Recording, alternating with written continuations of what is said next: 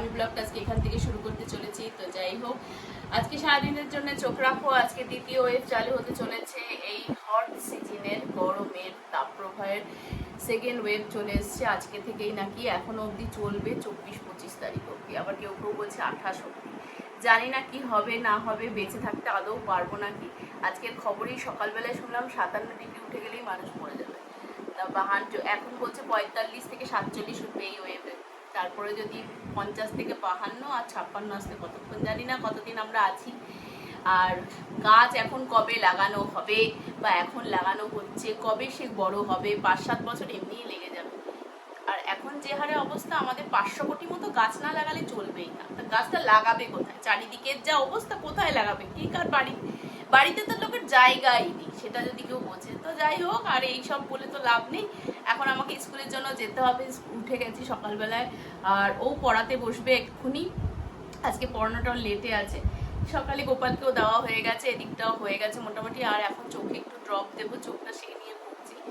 তা এখন স্কুলে চলে যাবো এই জন্য। আর স্কুলেও খুব গরম, তাড়াতাড়ি ছুটি দেওয়ার ব্যবস্থা আছে। তার মধ্যে আজকে সকালবেলায় আজকে থেকে পড়তেও আসতে বলেছি ওদেরকে, যেহেতু রোদের তাপ তো পরে বেলাতেও বাড়ছে, কষ্ট হবে। আর যেহেতু বড়দের স্কুলগুলো ছুটি করে গেছে, তাই বলছি সকালবেলাই চলে এসো। ওরা বাচ্চা ছেলে, নইলে এমনিও আমার কথা শুনবে না। ছুটি মানেই রোদে ওরা বাইরে ঘুরবে আর খেলবে, তার থেকে পড়িয়ে দিলে আমারও একটু সুবিধা হয়।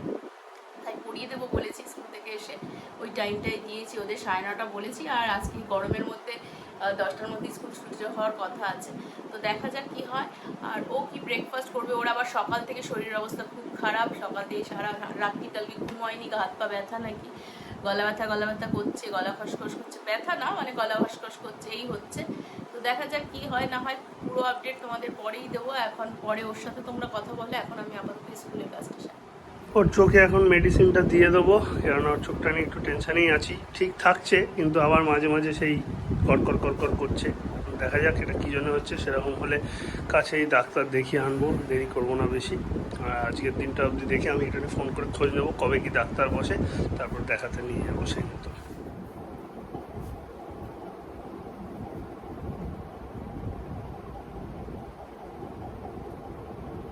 বাইরে ঘুরেছে, বাইরে ঘুরেছে।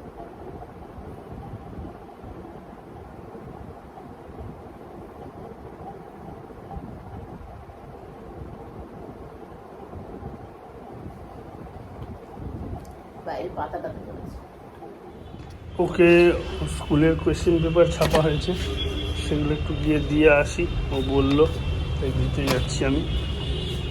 এই যে ও এদিকে ক্লাস নিচ্ছে, ওকে দিলাম। অল্প কটা স্টুডেন্টই এসছে গরমের মধ্যে, বেশি আসেনি। আর পাশের ক্লাসে তো অনেক স্টুডেন্টই এসছে, মোটামুটি করছে, লেখালেখি করছে। ডিস্টার্ব করবো না, আপাতত করে নিক। আজও বাইরে প্রখর রোদ্দুর, ওর স্টুডেন্টরা পড়তে এসছে, আমার কাজের ব্যস্ততা চলছে ঘরে, আর এদিকে ওর পড়ানো চলছে ঘরে। দেখো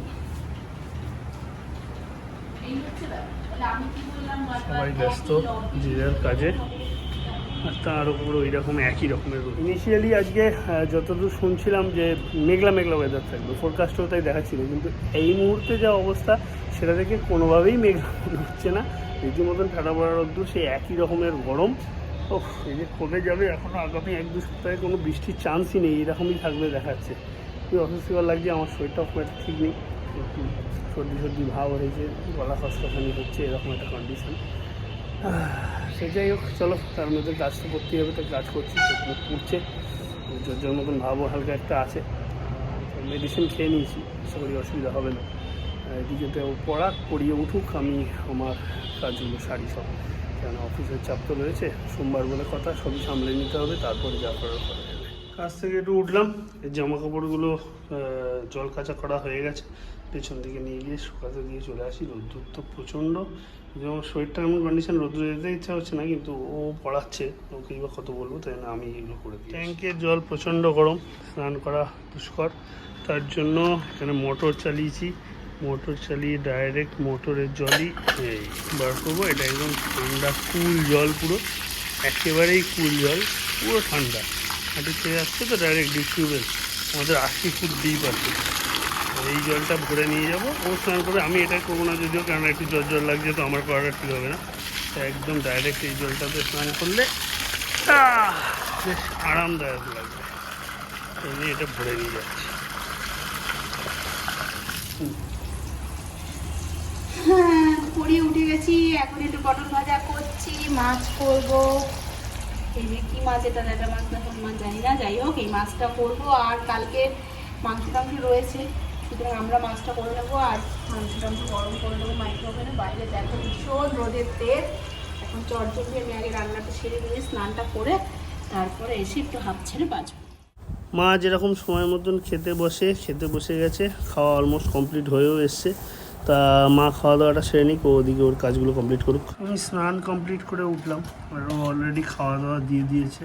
এই দেখো এদিকে পাঁপড় আছে, এদিকে ভাত, ঢেঁড়স ভাজা, পটল ভাজা, আর এটা হচ্ছে এঁচোড়ের তরকারি। তো এইসব দিয়ে এখন দুপুরের খাওয়াটা সারি। শরীরটা খুব একটা ভালো লাগছে না, তার জন্য 12টা 5 বাজিয়ে দিয়েছে। গলার ভয়েসও ডাউন, বুঝতেই পারছো। একদম ডাউন করে দিয়েছে, মানে আমাকে আজকের থেকে মানে আবার প্রেসারে না ফেলে চলছে। কিচ্ছু প্রেসারে পড়বে না, শরীরটা ঠিক হয়ে যাবে। একটু 2 দিন ঝিমাবে। হ্যাঁ, 2 দিন একটু ঝিমাবে। 2 দিন একটু ঝিমাবো, 2 দিন। স্টুডেন্টরা এক্ষুনি পড়তে আসবে, তার আগে ওদের যে নোটস লেখার থাকে সেই সমস্ত নোটস লিখছে এখনও বসে বসে।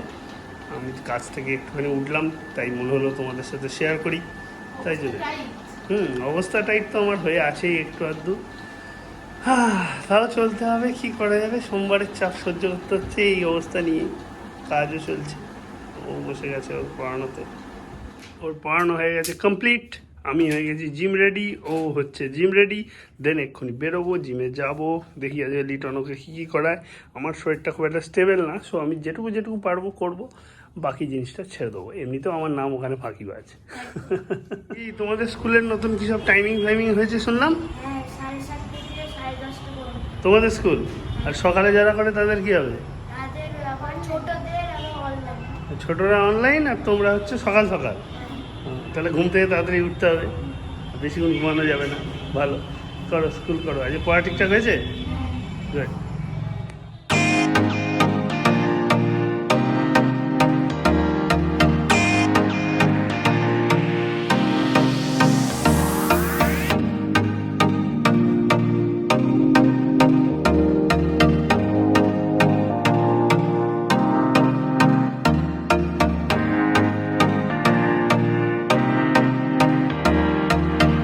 জিমেতে দুজনে গরমে ঘেমে স্নান হয়ে গেছি পুরো।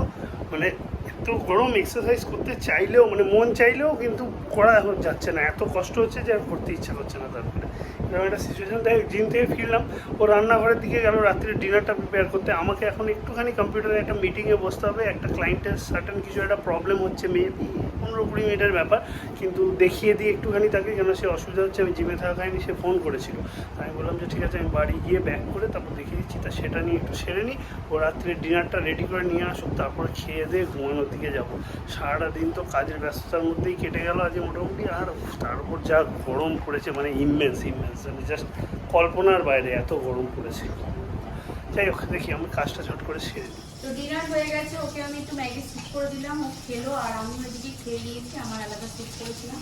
আর এখন যেটা করছি, আগামীকালের রান্না আমি একটু করে রাখছি। সেটা হলো মাছটা তো তোমাদের ওবেলা দেখিয়েছিলাম, আমরা করিনি, কিন্তু যেহেতু কালকে রেচুটিতে ছিল, এই মাছ করবো, একটু বেগুন আলু দিয়ে করে রাখবো। আর এদিকে কচুর শাক রান্না করবো, কচুর শাকটাও সেদ্ধ করে নামিয়ে নিয়ে জাস্ট গরম দেখো ধোঁয়া বেরোচ্ছে, এটাও এখন রান্না করে ফেলবো। কারণ কালকে সকালে পড়ানোর পর একটা জায়গায় পুজোতে যাবো। কি পুজো, কেন, কোথায়, সবই তোমাদেরকে বিস্তারিত আগামীকাল বলবো। তাহলে আজকে এখানেই ব্লগটাকে এন্ড করছি, স্কিপ না করে পুরোটা দেখো। ভালো লাগলে অবশ্যই লাইক শেয়ার কমেন্ট করো, আমাদের সাথে থাকো, সাপোর্ট করো অনেক অনেক। তো আজকের মতো good night, tata, bye bye. সবাই ভালো থাকো, সুস্থ থাকো। বুঝতেই পারছো আমার স্কুলের স্টুডেন্টদের কি হলো, অনলাইন অফলাইন নিয়ে বিশাল বড় ঝামেলায় ওরা রয়েছে। তো যাই হোক, কি হবে না হবে সেটা দেখা যাবে, যা হবে সেটাই মেনে নিতে হবে। তো আজকের মতো এইটুকু বলে এখানে শেষ করছি। সবাই ভালো থাকো, সুস্থ থাকো। আবারও বললাম পরিবারের সকলকে নিয়ে ভালো থাকো। আজকের মতো গুড নাইট।